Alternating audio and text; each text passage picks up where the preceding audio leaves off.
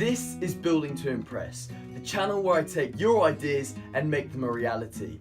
In this one, I make a ring box out of pine. So let's get straight to it. Now that I've got all my materials together that I'm going to be needing, and in order to cut them, obviously I've got the hacksaw, I have a small set square or triangle, right angle triangle measurer. To do that, probably should learn the name. I have my wood glue that's going to hold it together, and then obviously my pencil to measure it all out. So here because the width of this is 4.6, I'm going to go just over 4.6 because I want to be able to sand it on either side a little bit just to make sure that everything's nice and how I want it. So maybe I'll go to just before 4.7, and because I have a right angled triangle here, get it right up to the edge and to my mark and draw straight down. There you go, that's my square. So now I'm going to bring it to the edge and just cut.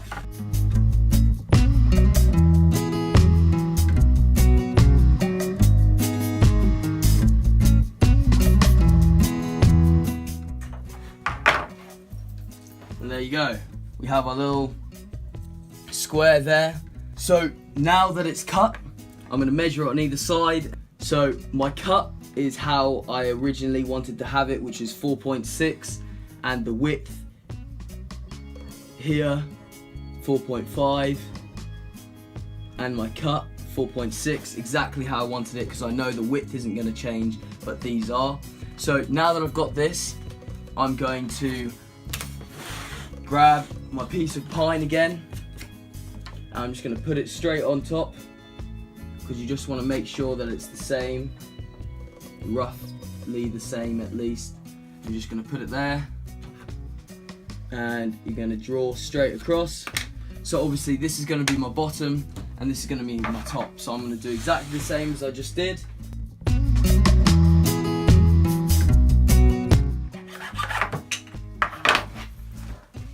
And there we go, we've got the top and the bottom.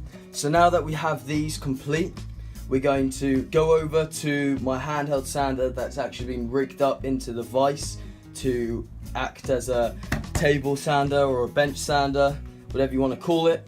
And we're just going to make sure, because as you can see here, the cuts are way off straight there, and then the same on the inside, they actually go inwards. So that's what we're going to do. We're going to get those flat to the edges and make sure they're exactly the same. To make sure they don't move, what we're going to do is we're going to grab a clamp that we have over here, and we're just going to put it straight in and put it together. So now that we have my two squares of wood clamped up, we're just going to begin by turning on the sander and getting it equal on either side.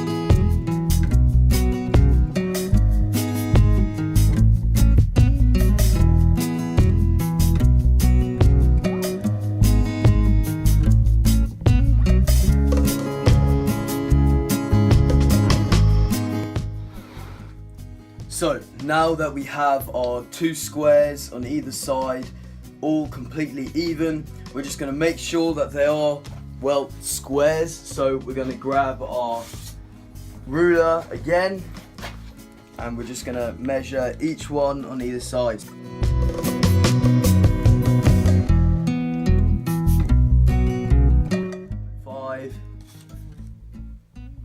By 4.5, and the reason why I measure each side of the square piece of wood is because it could be cut at an angle and then it won't fit and it just won't look very good towards the end of it. So now we move on to the next stage, which is cutting the walls. That's going to go here. around each edge like so. So I've got my wood here that I'm going to be using, so my pine, and this is narrower than the first piece of wood I used, and also the thickness of it is also smaller as well. So I'm going to grab my squares again that I've made, I'm going to go across, and I'm literally just going to draw a line straight down like so.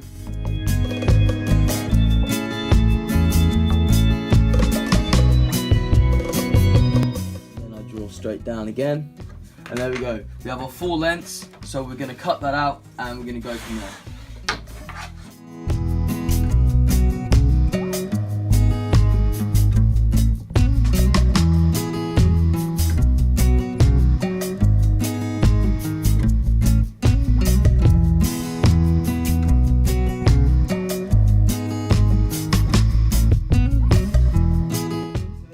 Now that we've got our 4 side edges, you can tell, like I said, the reason why I went round all of it is because they are ever so slightly different. So these 2 are ever so slightly longer than these 2 right here.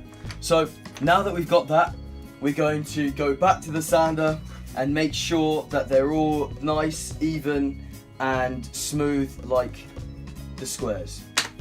So now that I've got all 4 edges clamped together and they aren't going anywhere, we're going to begin sanding.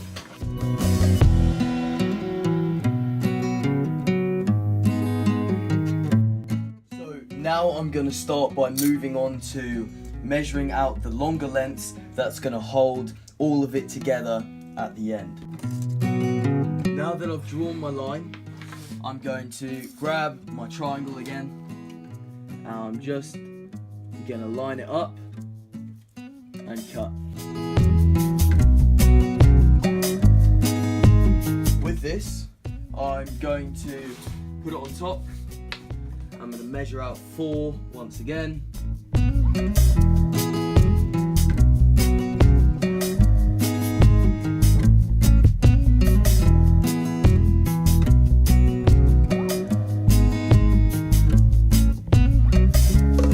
So now that they're all cut out and they are the lengths that I want them to be, I'm able to go to the sander, hook them all together and get sanding.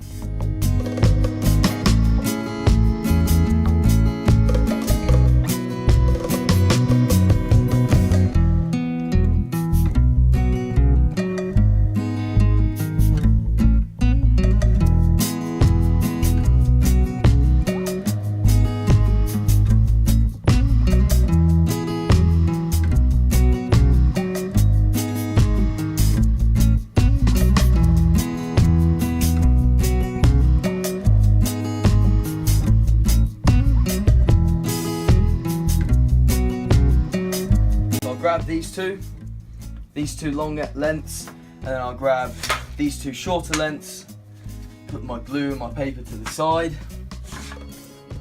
and I'm just gonna make sure that everything fits how I want it to,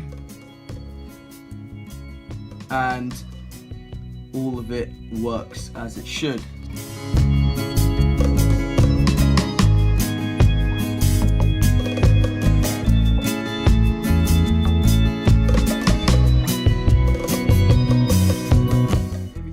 As it should. This is just falling out because it's got a slight little edge on that's been sanded down, but that's alright. That fits perfectly, which therefore means that my other square and top is also going to fit as it should. And there we go. Now I'm just going to begin grabbing my wood adhesive or glue, whatever you want to call it. Oh, just realised that I actually have a squeezy tip thing, whatever you want to call it. Either way, whoa, that's actually really cool. So, let's get straight to gluing it all together.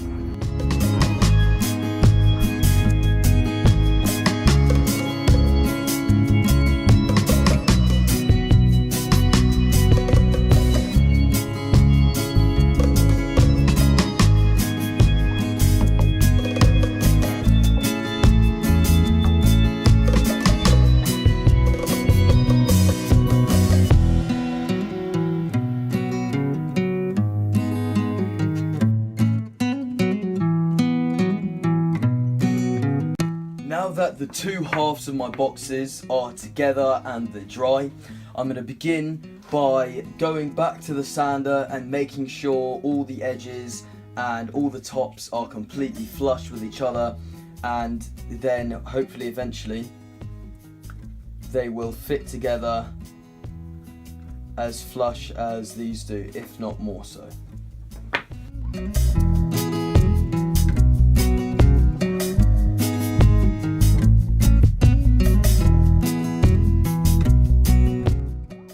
Okay, so now both the box halves are flush with each other, fit perfectly, exactly how I want them. The next stage of the process is to start measuring the 45-degree angle that I'm going to cut these edges on. So what I mean by that is, if I have this on the side, I'm going to cut it at a 45-degree angle so the one next to it will fit flush with a corner like so on the edge. To begin doing that, I obviously need to grab my triangle ruler, right angled ruler, whatever you want to call it, and put it up so the flat edge that does not have the right angle on it is facing the far end. Now what I'm going to do, I'm going to draw along what would be the right angled edge and draw straight down, a little bit in, just eyeballing it at the moment, working out where the edge should be to make it a perfect 45-degree angle. Oh, a little bit too close there. I'm gonna move it down a little bit. Didn't realise the pencil would go that far. But yeah, there we go. That's the measurement that I wanted.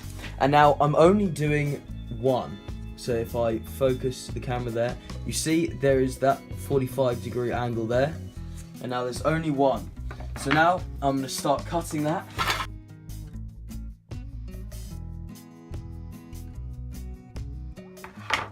So now if you see here,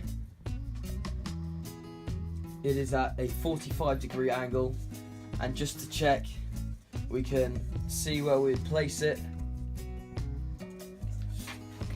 And there you go, it would go on it like so. I'm going to carry on, keep cutting the rest of them, making sure that they're at 45-degree angles and are going to meet flush.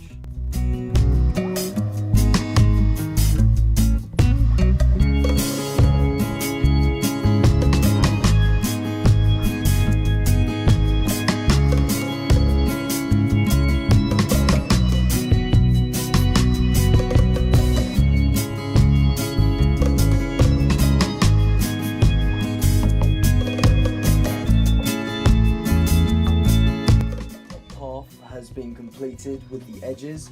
I'm really happy with how it's turned out. There's two little chips which I'm not too worried about, and the glue is still drying, so that will clear up. The bottom there, that's alright. Otherwise, I'm very happy with how that's turned out. Now, just to do the second one. The next stage of the process is to connect the hinge. Now, so I have my hinge and my golden screws. The problem with these screws is they're a little bit too long, so I'm gonna have to do some improvisation to cut those down to make it flush with the side of the wood, but that's alright, I can do that.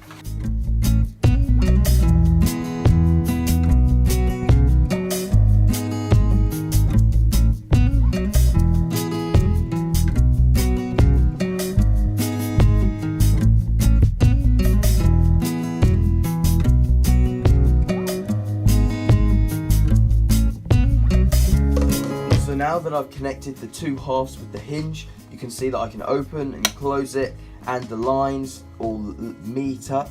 You can see there is this gap here, but that's alright because it's even all the way around, it just keeps with the consistent look. So you can see that I've done one other thing off camera, and that is I've installed the magnetic ball bearings. Now to do that, I used the drill press, drilled through a smaller hole than the original ball bearing. That means that I don't have to use glue, I don't have to worry about it spilling anywhere, and I just push it in with a hammer. What that did do though, it split the wood, which is a bit annoying, but that's understandable considering how thin that area is and also if I had used a larger one, it would have gone over. Used some polyfiller, and it looks like it's not even there, and once I've stained it, it'll be invisible. So let's get straight to that.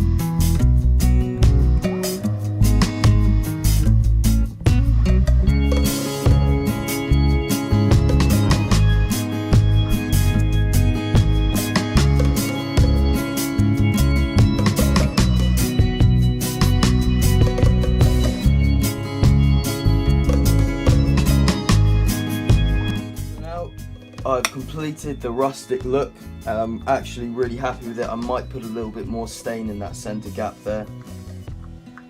Put that in. In goes the pillow and the ring. And there you go.